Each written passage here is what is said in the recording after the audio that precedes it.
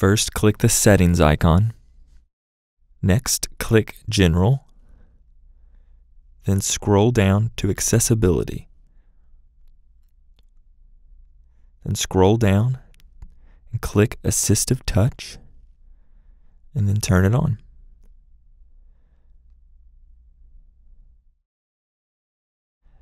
The Assistive Touch icon will now be in the foreground of anything you do on the phone.